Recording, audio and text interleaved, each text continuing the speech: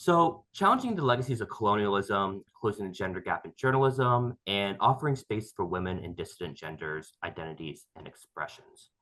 To share their perspectives are just some of the ways that a decolonial feminist approach can benefit news coverage. Today, we're kind of asking, how can journalists adopt this approach in their reporting? What is this approach in their reporting, and why should they? So today we're going to be joined by Brazilian journalist Ester Pinheiro. She's a multimedia journalist and the founder of the Feministas del Sur podcast. She has a master's in gender studies and was a former fellow with the Pulitzer Center and the Inter-American Court of Human Rights. She covers mostly social and climate justice stories. She recently wrote an IGNet article for us, Why Reporters Should Implement a Decolonial Feminist Approach in Their Coverage, which we saw had a lot of really good impact on social media. We got a lot of good responses from some of our readers, which is why we want to bring Ester in today. That article offered key advice for journalists on how to report in a decolonial and feminist way in order to humanize the news and undo modern gender and colonial perceptions. Ester also was on a podcast with us earlier on reproductive rights in Brazil. I would really encourage everyone to give that a listen as well on our IG Notes podcast. So today we're going to cover her tips for journalists in newsrooms, the role of decolonial journalism in Latin America, and more. So Esther, I'm going to let you introduce yourself a little bit more, and I'm going to ask you the first question, which is just, what is decolonial feminist journalism? Can you define it for us? And we'll just start there. Yeah, perfect. Thank you for your question, Davin, for this opportunity to be talking here. Can you hear me well, all of you, and see me as well? Perfect. So thank you very much again for this opportunity and for everyone joining us today. So as the name implies, the colonial feminist journalism, so we are considering the coloniality and feminism. But what does it mean into practice? It means that we are criticizing both systems of repression here, colonial and patriarchal structures that are still ongoing with its consequences in society. Because maybe, maybe you're questioning, Esther, but colonialism per se, it's over, right? But no, we have the neo-colonialism, right? That we can find still its consequences as racism, sexism, environmental degradation, intergenerational trauma, to name a few of the issues. So it's about telling stories from marginalized communities' perspectives that are often silenced or underrepresented. So we focus on local solutions, on stories that reject this colonial perspective, that, for example, tend to prioritize global north voices as experts only, or always getting data from Western organizations and not questioning ourselves. Maybe those people who are being affected, maybe or certainly they already are working on solutions, and why we cannot just start, changing the gear up the air in that sense. So it's trying to not reproducing, these power dynamics, which are rooted in historical colonialism. So people from the South in the past, in the colonial period, they were not considered citizens and with rights. And nowadays we are not considered them legitimate producers of knowledge, legitimate producers of solutions. So there is a repetition of this idea of global north, this dichotomy, global north as saviors, heroes. And usually we are talking here about white people being represented mostly, and usually men. So I would say is around this. I think I cannot hear. This was my mistake. I was muted. How is it different specifically from what most people think of as feminist journalism? Why do we put the decolonial on top of it? Yeah, I think it's funny because I usually say feminist journalism because for me already implies it's decolonial, right? But we need to be repetitive in that sense because after all, feminism is intersectional, which means it takes into account the multiple overlapping identities and experiences individuals have. It's not about telling one single experience, for example, thinking of one persona as a white middle-class woman and her issues, which are also real issues and also a concern. But it's just that we cannot focus on that. So for instance, talking about journalism here, you're telling a story about the importance of IVF, in vitro fertilization. So what aspects should you consider? Of course, it's a very important methodology and practice for people who cannot get pregnant or have difficulties. Okay, but did you think about class, about race, gender? migration, because who can access this facility, right? Who can plan their maternity? And what I'm saying is that there are some identity layers that we have to, to have into perspective. And the social, climate, health issues, they're there, they're global, they're impacting everyone, but people are going to experience them differently, and we need to be careful of that. So that's the difference. Feminist journalism usually just taking this sense without having this questioning can just take one single woman as experience and universalize that, not considering these multiple perspectives. And so building off of that, going to your article, which again, I'm going to link into the Facebook for everyone, a really good article if people are looking to consider a decolonial feminist approach to their own reporting. But talking about the impact or potential impact of decolonial feminist journalism. So in your article, you write that decolonial feminist reporting can help address power imbalances between often former colonial powers of the global north and the formerly colonized regions of the global south. In what ways do you see it as doing so?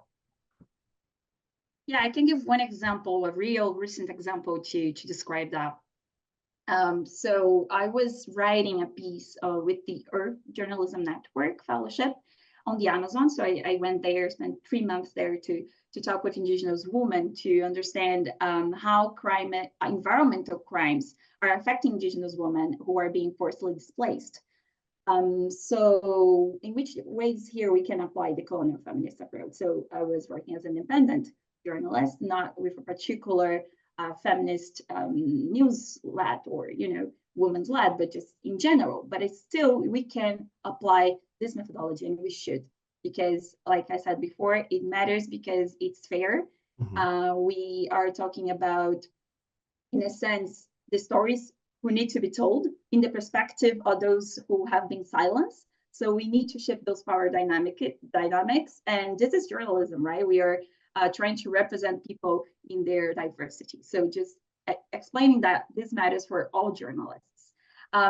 So this example, what I did was I centered indigenous voices, not only as victims of those crimes, because they were also victims, but highlighting the community solidarity.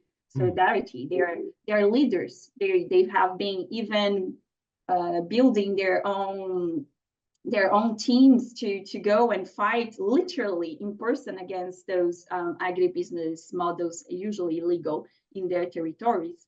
So I also was very flexible to let them shape the story with me. So this is also really important about decolonization. So when I was going there, I had an idea in my mind that I was going to talk about indigenous women from the Amazon, but then most of them actually told me, okay, Esther, thank you for listening to us, but actually there are so many indigenous women all over Brazil, in other biomes, in other forests, they're going through the same issues as us here, and no one is giving attention to them, because usually international funding comes to tell stories on the Amazon. But then we have, like I said before, the single story of indigenous people. Indigenous people, automatically you think Amazon, but you're not going to think that they're actually all over the country. And this isn't one example, but you can apply this to your country or in other countries in Latin America as well. So you have to consider these power relations in the South itself, in the South. For example, in Brazil, the South of Brazil gets all the attention. And usually the experts that we hear, we're going to hear from the Rio and São Paulo region, the south of Brazil, but not from the north of the country. And when you think of the north of the country, you always think on the Amazon, but we are not going to think about experts on politics or experts in nutrition, in different fields of economy. So decolonization, it also applies to the South. This is important to mention. It's not going to just because everyone is giving attention to these marginalized voices in particular, it doesn't mean that we cannot even go further on that and question, okay, which voices are not being represented at all. So this is one example that we can shift relations and deconstruct narratives that are reproducing the same and the same and the same again. And so just building those narratives that are not leaving people behind. I think I would stay with this example, but I have other examples as well to say. Well, kind of building off of that, decolonial, especially decolonial reporting has a tradition in Latin America specifically. But what usefulness does it have for maybe other regions that have a history of colonialism? What kind of stories can it highlight? You talked about indigenous rights, but what other kind of stories can a decolonial and feminist perspective bring out that maybe other types of perspectives would have difficulty doing so? Yeah, I will highlight one quote that Catalina Ruiz Navarro told me when I was interviewing her. She's the director of the Colombian-based magazine Volcánicas. It's a feminist magazine. And she said that in Latin America, coming with the historical issue of colonization that we cannot do journalism that it's not decolonial, because it's just not considering all the power relations and structures that shape our current inequalities. So this fits for all countries in the global south, but also countries in the global north, because in a multicultural world as we live, that everyone is traveling and we have many migrants everywhere as well. So people from the global south in the global north are still going through the power dynamics in the countries they live, right? From prejudice, racism as well. So it's for everyone. And one example that I can give that goes beyond indigenous people as well, it's about black people and how black men are being represented. So the portrayal of black men, and this I could give an example as in Brazil, but also fits for the US and other countries as well, usually portrays black men as violent, dangerous in media, as harmful, or it's deeply rooted on stereotypes. So they're usually represented as violent beasts or inherently criminal. And I'm saying these terms, they sound violent, but this is how sometimes media can represent those populations. And we have a responsibility to stop reproducing these historical patterns of racial stereotyping. And it's connected with colonial and slavery. So it has its roots in the sense. So we are enforcing racism. We are denying Black men their humanity. So how we can, shift this? So going from diversifying stories of Black men, showing the colonial and slavery roots as well, and this is very important. So what are Black men doing other than, just focusing on stories that are very negative? Or if you focus on this story, okay, so why this population is particularly connected with violence? Why? Do they have access to education? What has happened behind and before? So we need to give this contextual, historical context. Otherwise, we're just focusing right now and we can justify racist ideas. So it's very biased. So this is another example that we could have. And also on climate change, we should always include the global north's industrialization impact, which has disproportionately harmed the global south. And now we are facing the brunt of the climate crisis, and we didn't actually contribute the most with its causes. So one example that I can give is one podcast I did with Ghana and the secondhand market, coming specifically in continental market right there. And when talking with locals, they're like, they just see Africa as one place universalizing all its issues. And they said Ghana needs clothing, so let's send all second hands as possible to Ghana. And Ghana doesn't have any issue with clothing. They have other needs, but not clothing in particular. They make their own clothing, traditional clothing. They have many clothing markets. So they were like, now we have an issue of secondhand clothing, which is just packing, and it's polluting our waters. And they're not being able to fish. They're not being able to use the water for their own sources in daily life. So now they have an environmental crisis due to a colonial attitude. And media, our work here is just to mention, okay, they're doing a great job in donating secondhand clothes. No, we need to talk about why this is happening and the roots and the causes of the situation. Would you consider, so we've talked a lot about like the uses of this in the global south, but it feels like there's also a use for journalists who are at least based in the global north to be able to report on this as well. We're going to talk about a little bit about, I'm sure everyone has seen Donald Trump's incredibly misleading comments about migrants eating cats and dogs in the United States. And there's actually some journalism happening right now where people are saying, yes, it's one thing to talk about how that's racist and talk about how that's wrong and that's factually incorrect, but people in the U.S. aren't curious about why are there so many Haitian migrants in Springfield, Ohio? What is the history of colonialism and of power dynamics between Haiti and the U.S.? And so, do you find this has a use in the United States as well, or other global North countries? Exactly. There are many media, traditional media, which is using the colonial feminist approach. I can name a few. So at BBC, there is the Conversation podcast, which is Mm-hmm. really interesting. Alza Gira, sorry, also has some sections to it. So they're trying to incorporate, because the issue it's out there, and they still are exploring and reproducing narratives that, okay, this article really fits to the colonial feminist reporting, and then another one you're like, okay, but this is not really what we thought. So it's still an ongoing process, but Mm-hmm. they've been realizing that we cannot leave half of the population behind, which I mean that women sometimes are not even represented in their stories, and we are half of the population. So how can you say that journalism is representing society if half of the population is not there? So it's partial, and it's like one of the interviewees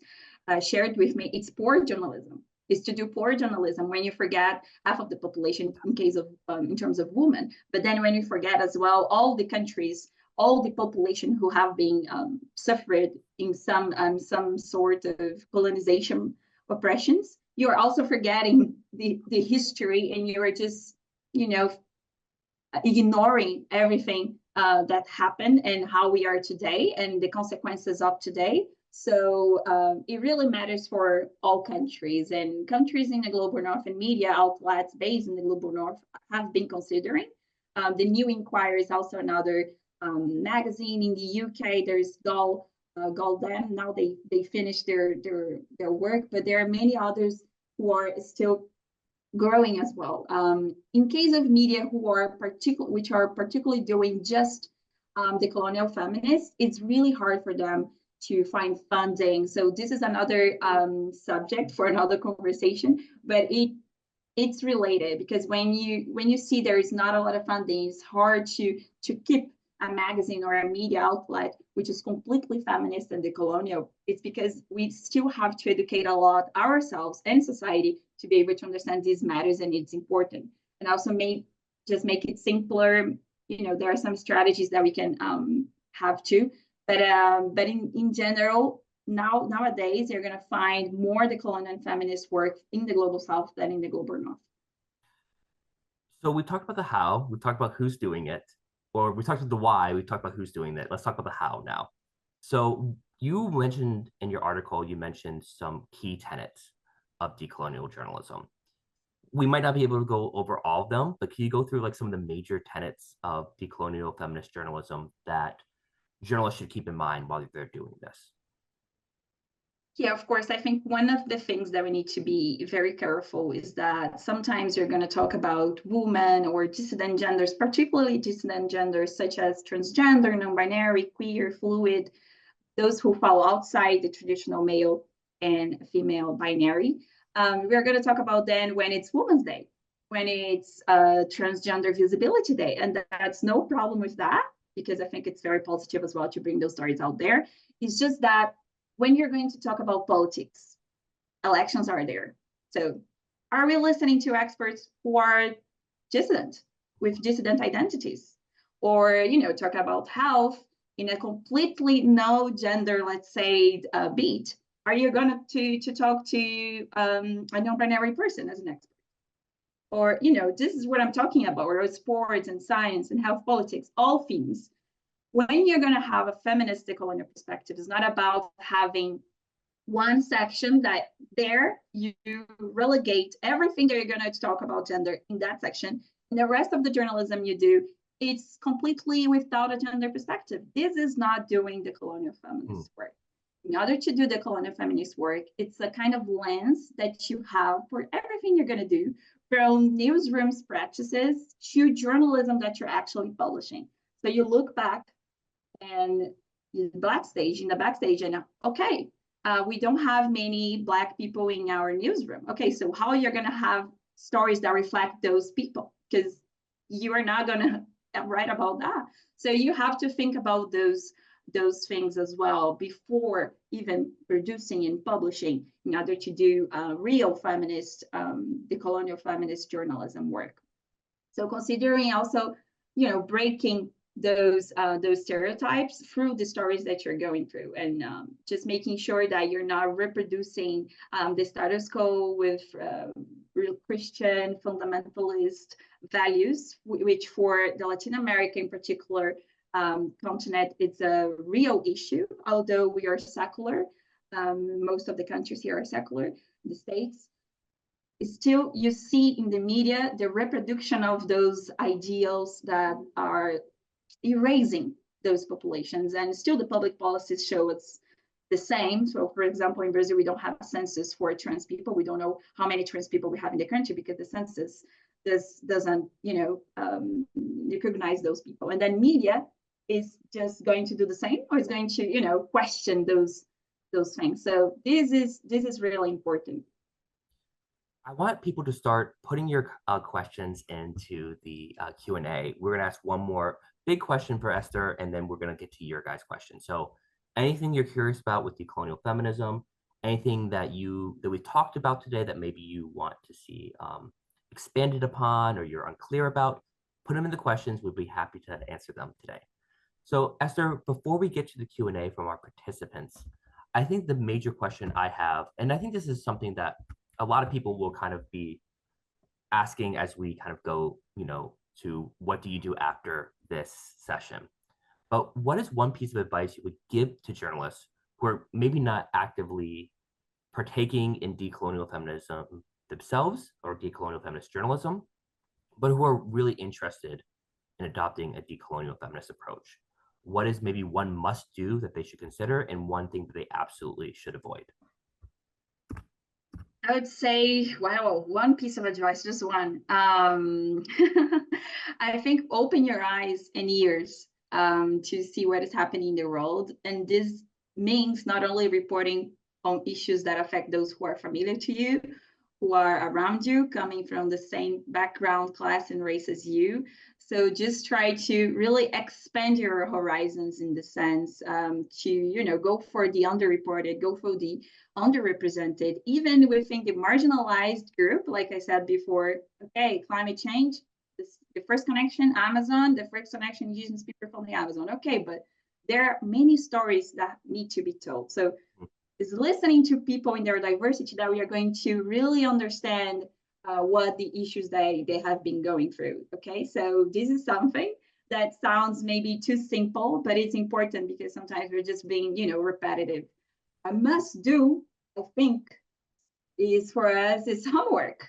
Journalists should be conscious of how colonialism, patriarchy, and other systems of oppression intersect and influence the stories they tell.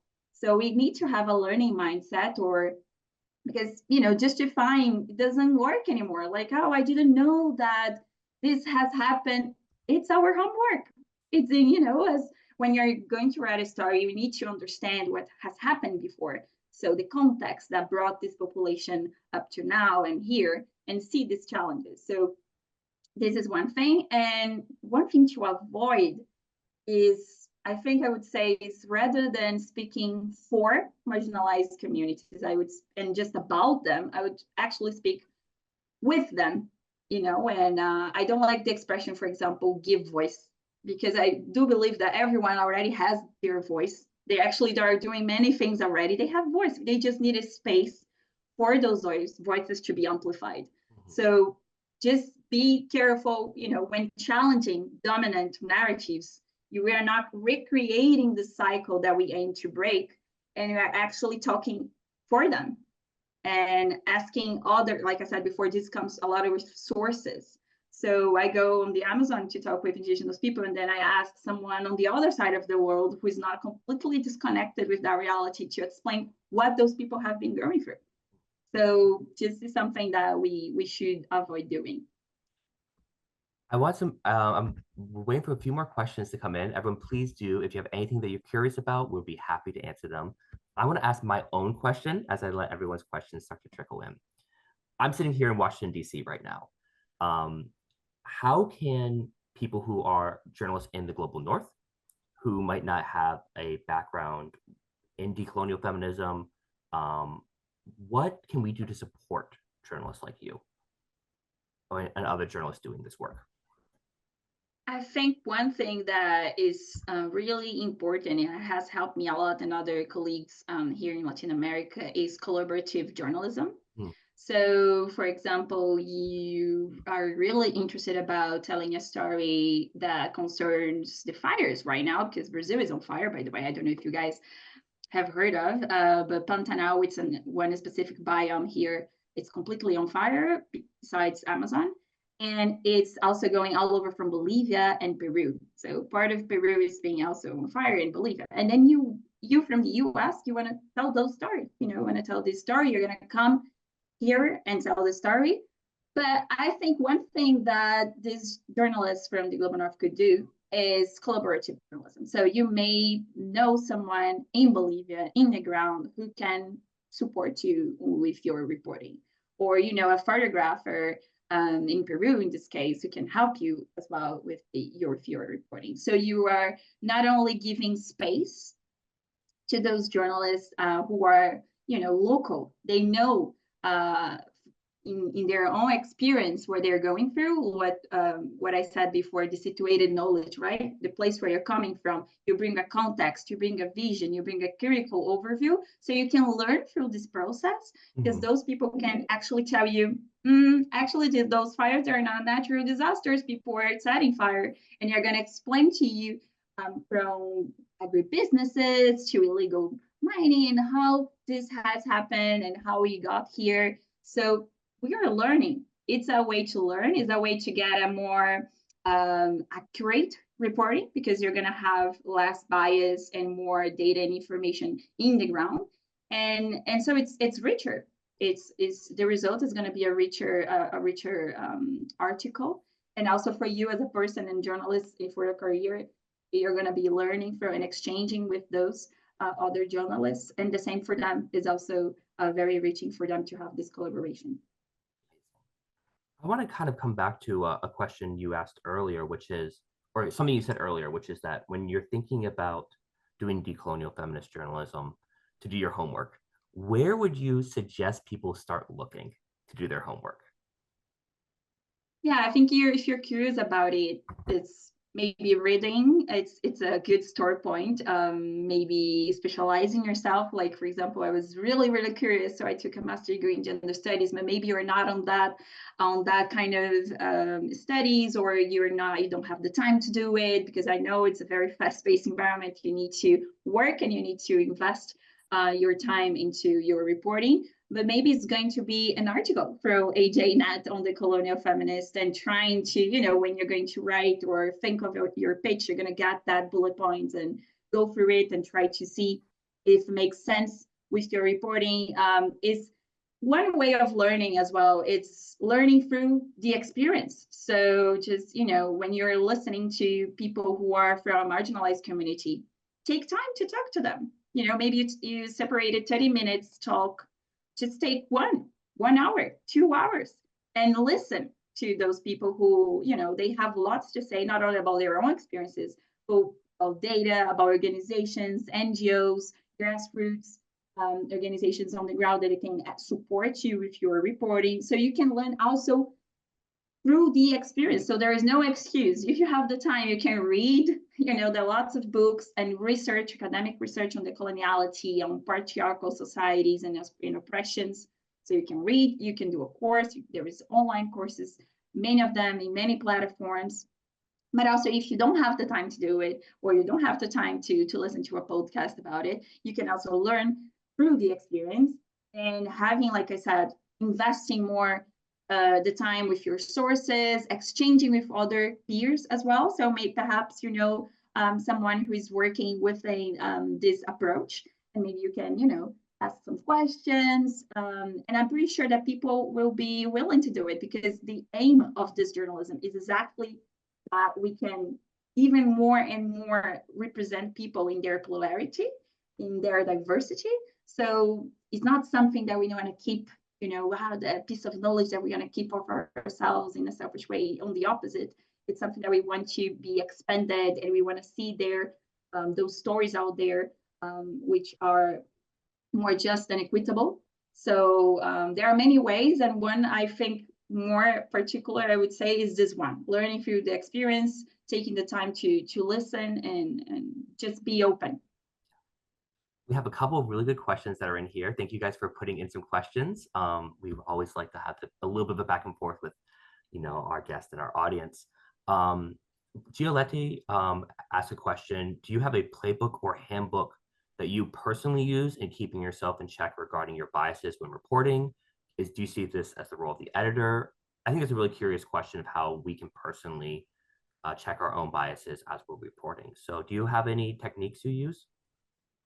Yeah, I do have. I can share those with you later. Maybe Davin will be I can post them connecting us with the links. But I do have, actually. I'm always, like I said, it's a learning process. So, okay, I'm feminist, I'm decolonial feminist, but I will make mistakes. I will reproduce mistakes. Like I just said, one example, I came to the Amazon to talk about, indigenous women from the Amazon, and I learned that actually, hey, let's expand this lens. There are many people suffering in other places too, how we can also, highlight those stories there. And for this particular case, we made a section that we highlighted also that it was beyond Amazon and people were suffering in other parts of the country as well about environmental crimes. So it's something that it's a learning process. So it's good to be always updating ourselves and making sure that we are okay, questioning, this is advancing rights. Am I being diverse enough? Am I having maybe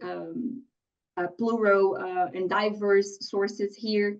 Maybe, I've listened to too many men. So maybe questioning women right now, or maybe I'm just asking for a woman from the global north, or maybe I should also consider someone who has a disability, because we don't talk a lot about that, but it's also important to mention here that it's a population who have been forgotten. So all those aspects usually are on guidelines, and I follow, so in this case, many guidelines on the colonial biases that we can be careful, gender biases as well. So I will be able to share a little bit after, but don't hesitate to ask as well and question journalism that has been doing in your region, in your country. Usually there are, when we look for them, maybe they're not super famous and successful, because like I said before, the funding is really really small, but they have been doing an amazing work, and sometimes they already have their policies on and online and available and open, so we can also check on those. But I'll be sharing this as well. Yes, well, Ester was sharing those with me. I will put those on our Facebook group, so be sure to I'll put all the recap materials there. A question from Kofi here. I think it's more of if I understand this correctly, it sounds a little bit more like a mental health question, but it goes: how can we cope with decolonial issues in journalism, especially when medias and politicals are often financial interest based? So how can journalists themselves cope with the issues inherent to decolonial issues? Yeah, I think that's a very good question, and it's challenging, because when we are going to see the pain, it's going to hurt. I'm not going to lie, it's going to hurt, and sometimes it's connected even with your own history, with your own family, right? For me, example, coming from the global south, so from Brazil, which has a history of colonization. So what I try to do myself, it's not a must do, and it's not a role example, but what I try to do is building more on solution stories and positive stories, because the issues are already, when you're going through the colonial perspective, you're going to touch very sensitive stories that usually relate with, like I said, many pains. So racism or environmental degradation, and it's traumatizing, and it can be traumatizing sometimes for us and also for our readers, even if we come with alarming stories. Although it's important to show what is happening, we need to, but I always try to bring hope, and this helps me to keep going. So solution stories can be key to this. So, okay, this is the issue, but they are already doing this and this and that, and this is how the government has responded to this. And hold those in power accountable is also really good for our mental health, because it's like, okay, we're going to try to do something and touch those who can do something. So in that sense, you're feeling that you're giving back to the community, but without, harming you too much. And also, therapy is always there, and should be, used as a resource. It's also important to take care of us, because otherwise we're not going to be able to help others and to have, those voices amplified. So first, we need to be take careful of us, and then we can take care of others as well. Esther, I think it's a really good place to end today, to end on kind of take care of yourself first, but also looking at those hopeful stories, looking at ways that we can make an impact and look at solutions. Everyone, I want to thank you so much for joining us today. Esther, I really want to thank you for joining us today. I learned a lot myself. And I think for a lot of people who are curious about this kind of work, curious about doing a different approach to journalism, this was really helpful. Like I said earlier, everyone, we'll be posting links on our Facebook group page. We will, if you have any follow-up questions, be happy to forward those on to Esther. Thank you. And thank you for your time with us. And thank you everyone in the chat for joining us today. I know we didn't get to every question, so like I said, if you want to follow up with questions, I'd be happy to forward those on. Esther, thank you once again. We're going to end the stream here, and everyone have a wonderful day yourself.